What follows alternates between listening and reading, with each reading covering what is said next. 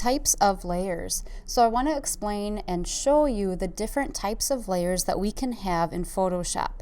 So to begin with, let's look at the bottom of my stack here. In my layers panel, I have a background layer, and I'm going to click on it to select it. When a layer is selected, it has a highlight color. So this is a background layer. It will always be at the bottom of the stack. In fact, if I try to relocate this, I get the "no, you can't do it" icon. So it always has to be at the bottom. You'll see that it always is locked. It has a lock icon. So really, I can only turn it on, turn it off.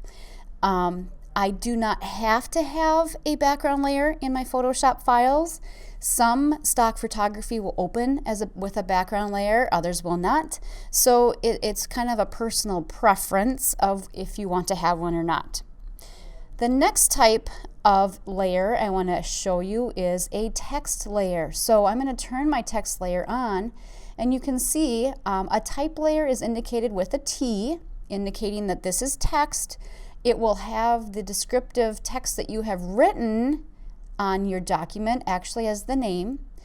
And the minute you click your type tool and click to add text, you can see this new icon was created, this new layer here, and it's waiting for me to type.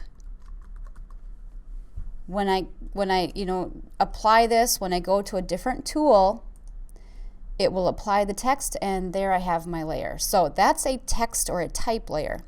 Now the other types I can have are image layers, and I'm actually going to decrease the size here of my thumbnails so I can see a little bit more. So this one looks as though it would be an image layer. However, it's got a little icon here at the bottom indicating, if my little tooltip pops up, or it'll say Smart Object Thumbnail. The reason why I have that is because this was brought in from a different document. So when you do kind of a copy paste or move from a second document, you'll get a Smart Object Thumbnail, and that does restrict some of our capabilities there. Now this one, I see the checkerboard. That does not mean if I turn everything else off that I have a checkerboard there. It means it's transparent, and this would be considered an image layer. Okay. Now I can create a shape layer by using one of my shape tools.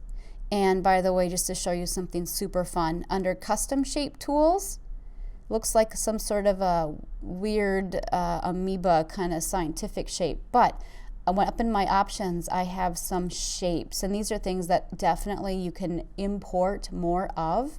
I can click and drag, and now you see another type of a layer.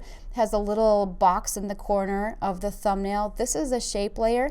This is vector.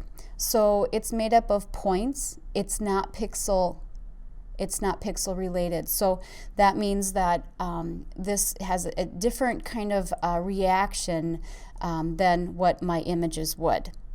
Okay, so that's a shape layer.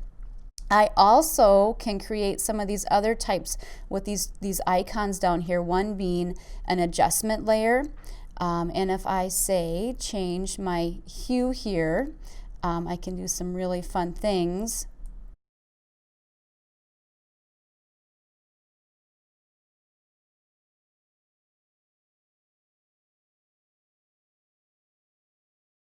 There you go. You can see some crazy things happening with color. Again, more advanced, getting into adjustments, but I just wanted to show you how that works. Something else that you can do, let's turn this off. This is kind of fun because you can turn it on, turn it off. Let's go back to my text here, and I can apply what we would call an effect, and something that is quite common in the effects are the drop shadows. So I can use it, you can see a little drop shadow. I can actually drag this around out here if I want. So this is an effect, and if I click OK, we'll just use the defaults. You can see that it comes in as an indented option, and I can actually turn this on and turn this off as well.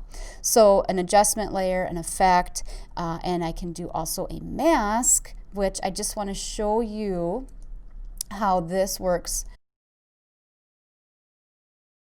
So now if I add a mask here, what this allows me to do is if I paint on this mask, I can hide and show areas. So making sure my mask is selected, I'm going to increase my brush size. I'm actually using a square bracket tool, on my keyboard, because that allows me to paint. And you can see I painted here with black on my mask, and now I can see through it. So that's something that you can do in a different type of a layer. Again, more advanced.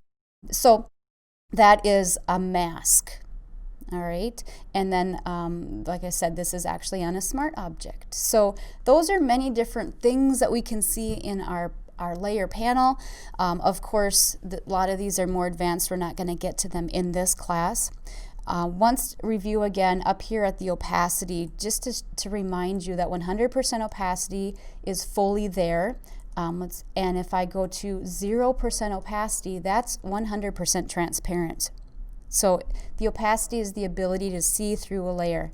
And then also the blending modes. This allows us to blend this layer that I'm on with layers below it. So if I do something like an overlay, you can see that it affects how the flower actually overlays. Okay, so these are very much open to experiment, because it does do different things with different types of color combinations. So there's an overview of your layers panel.